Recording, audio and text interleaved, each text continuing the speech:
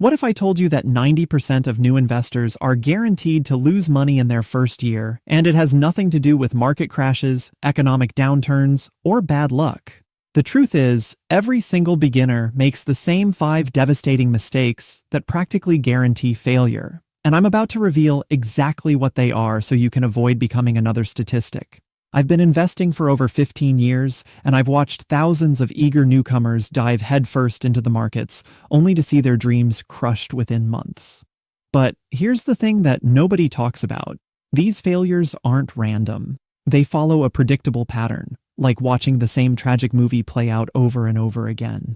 Today, I'm going to walk you through the 5 biggest mistakes that destroy new investors, but more importantly, I'm going to show you exactly how to sidestep each one.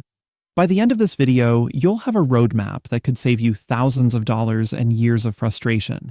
And if you stick around until the end, I'll reveal the one mistake that's so common yet so easily avoided that fixing it alone could transform your entire investing journey. Let's jump right into mistake number 1. And this one is absolutely brutal because it feels so logical on the surface. The first massive mistake new investors make is trying to time the market. And I get it, this seems like the smartest possible approach. You watch the news, you see stocks going up and down, and you think to yourself, why wouldn't I just buy when prices are low and sell when they're high? It sounds so simple, so obvious, that it must be the secret to getting rich.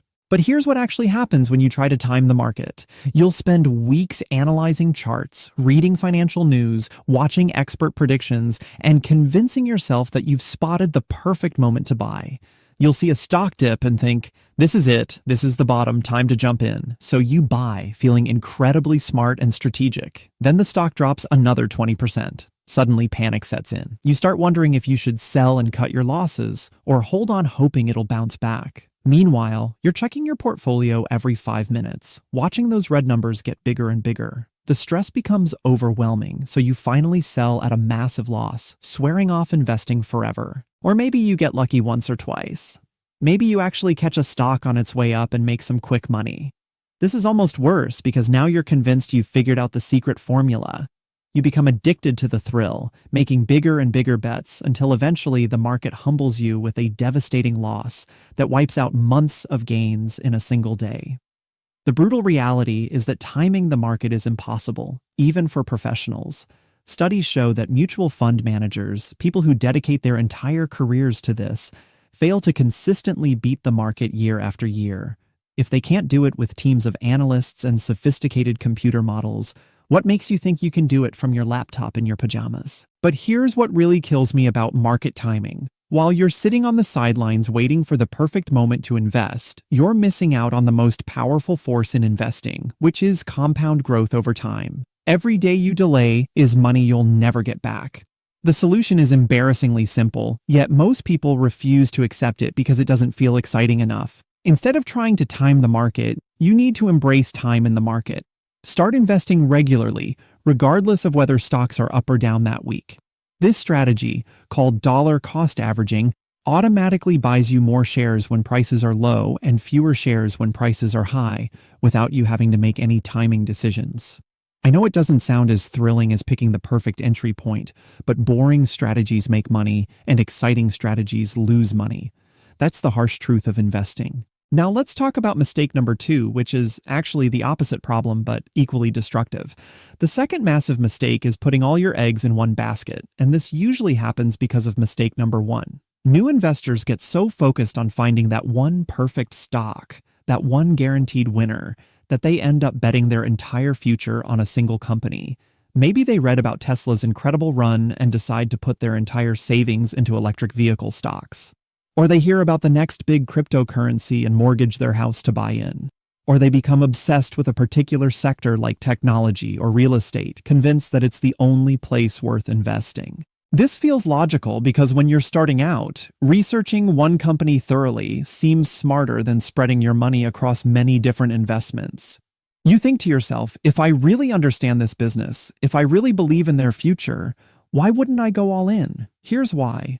Because even the best companies can fail, even the most promising industries can collapse, and even the smartest investors can be completely wrong about what's coming next. Let me tell you about my friend Sarah. Brilliant woman, MBA from a top school, incredibly analytical. She spent months researching Enron back in the day, convinced it was the future of energy trading.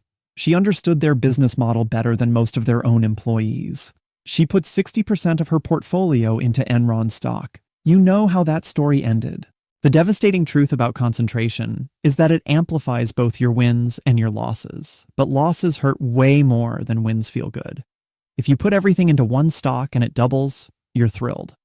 But if it gets cut in half, you're devastated. And the psychological damage from that kind of loss can keep you out of the markets for years. But there's an even more insidious version of this mistake that I see constantly. New investors think they're diversified because they own 5 or 6 different stocks, but they're all in the same sector. They'll own Apple, Microsoft, Google, Amazon, and Tesla, and think they've spread their risk, not realizing that all these companies tend to move together when tech stocks fall out of favor. Real diversification means spreading your money across different asset classes, different sectors, different company sizes, and even different countries. It means owning stocks and bonds, growth companies and value companies, large corporations and small businesses. The beautiful thing about diversification is that you don't need to be smart to make it work. You don't need to predict which sectors will outperform or which companies will thrive. You just need to accept that you don't know what's going to happen and position yourself to benefit regardless of which direction the markets move. This brings us to mistake number 3, which might be the most emotionally damaging of all. The third catastrophic mistake is chasing last year's winners. This is where new investors look at what performed best recently and assume it will continue performing well in the future. They see that small cap growth stocks were the big winners last year, so they load up on small cap growth funds. They notice that emerging markets had a great run, so they pour money into international funds. This feels incredibly logical. After all, in every other area of life, past performance is usually a good indicator of future results. If a restaurant serves great food, you expect it to continue serving great food. If a car runs reliably, you expect it to keep running reliably. So why wouldn't successful investments continue being successful? Because markets are fundamentally different from restaurants and cars. In investing, yesterday's winners often become tomorrow's losers, not despite their recent success, but because of it. When a particular investment category gets hot, money pours in from everywhere. Prices get bid up beyond any rational level. Everyone starts talking about it at parties and on social media. Financial magazines put it on their covers. And that's usually the exact moment when smart money starts running for the exits. I remember the dot-com bubble of the late 90s. Internet stocks were going up every single day. People were quitting their jobs to become day traders. Everyone had a story about their neighbor who made a fortune buying some company with no revenue and a business plan written on a napkin. New investors saw these incredible returns and thought they were missing out on the opportunity of a lifetime. They borrowed money, cashed out retirement accounts, and poured everything into tech stocks, just in time for the bubble to burst and destroy 80% of their wealth. The same thing happened with real estate in the mid-2000s, with commodities after that, with cryptocurrencies more recently. The pattern is always the same. Something gets hot, new investors pile in at the top, and then they get crushed when reality sets in. But here's what makes this mistake so particularly cruel. Chasing performance doesn't just cost you money, it trains you to have terrible instincts. Every time you buy high and sell low, you reinforce the exact opposite of what successful investing requires. You literally train yourself to make bad decisions. The solution is to ignore recent performance entirely when making investment decisions. Instead, focus on long-term fundamentals, reasonable valuations, and broad diversification. Buy things when nobody wants them, not when everyone's talking about them. Which leads us directly to mistake number 4, and this one is pure psychological torture. The fourth devastating mistake is checking your portfolio too often. New investors are absolutely obsessed with watching their account balances. They'll check their phones during meetings, wake up in the middle of the night to see how Asian markets are doing, and refresh their brokerage app dozens of times per day. This seems harmless, maybe even responsible. After all, shouldn't you keep a close eye on your investments? Shouldn't you stay informed about what's happening with your money? The problem is that markets move up and down constantly, completely independent of the long-term value of your investments. On any given day, your portfolio might be up 2% or down 3% for reasons that have absolutely nothing to do with whether you made good investment decisions. When you check constantly, you experience every tiny fluctuation as either validation or rejection of your choices. You get a little dopamine hit when you're up and a punch in the gut when you're down. Your mood becomes completely dependent on the random movements of the stock market. But here's the really destructive part. All that checking creates an irresistible urge to do something. When you see your portfolio dropping, your brain screams at you to take action, to fix the problem, to stop the bleeding. So you start buying and selling based on short-term movements, which destroys your returns and racks up transaction costs. Studies have shown that investors who check their portfolios daily significantly underperform investors who check monthly or quarterly. The more often you look, the worse you do because you can't help but react to meaningless short-term noise. I learned this lesson the hard way during my second year of investing. I had my brokerage app on my phone's home screen, and I was checking it constantly. Every red day felt like a personal attack. Every green day felt like validation that I was an investing genius. The emotional roller coaster was exhausting. I was making decisions based on whether I'd had a good day or bad day in the markets, not based on any rational analysis. My returns were terrible because I kept trying to fix problems that weren't actually problems. The solution is to set specific times for checking your investments, maybe once a month or once a quarter, and stick to that schedule. Remove investing apps from your phone. Unsubscribe from financial news alerts. Create barriers between yourself and constant market information. Remember, you're not running a hedge fund. You're building long-term wealth. The day-to-day movements of your portfolio are completely irrelevant to your long-term success, but they'll drive you crazy if you pay attention to them. This brings us to the fifth and final massive mistake, and this one might surprise you because it seems so responsible. The fifth devastating mistake is waiting until you have more money to start investing. New investors constantly tell me they're not ready to begin because they only have a few hundred or a few $1,000s to invest. They think they need to save up $10,000 or $20,000 before it's worth getting started. This seems logical on the surface. After all, what difference can a few $100s really make? Why bother with such small amounts when successful investors are working with millions? But this thinking reveals a fundamental misunderstanding of how wealth is actually built. The most important factor in investment success isn't the amount of money you start with, it's the amount of time you give your investments to grow. Starting with $1,000 at age 25 will make you far more wealthy than starting with $10,000 at age 35, because those extra 10 years of compound growth are absolutely magical. Let me put this in perspective with some real numbers. If you invest $1,000 at a 10% annual return, after 40 years, you'll have $45,000. But if you wait 10 years and then invest $10,000 at the same return rate, after 30 years, you'll only have $174,000. Starting earlier with less money literally makes you nearly 3 times richer. But there's an even more important reason to start investing immediately, regardless of how much money you have. Investing is a skill, and like any skill, it takes time to develop. The lessons you learn managing a small portfolio are exactly the same lessons you need to manage a large portfolio. The mistakes you make with a few $100s are much less expensive than the mistakes you'll make with tens of thousands. When you start small, you have the luxury of learning without devastating consequences. You can experiment with different strategies, make beginner mistakes, and figure out what works for you, all while the financial impact is manageable. By the time you have serious money to invest, you'll have years of experience and hard-learned wisdom. Plus, starting small helps you develop the habits that make investing successful. You'll learn to invest regularly, ignore market noise, and think long-term, all while the stakes are low enough that you won't panic when things get volatile.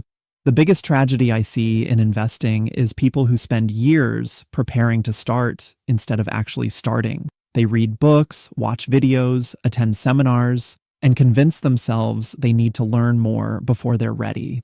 Meanwhile, they're missing out on years of compound growth and practical experience.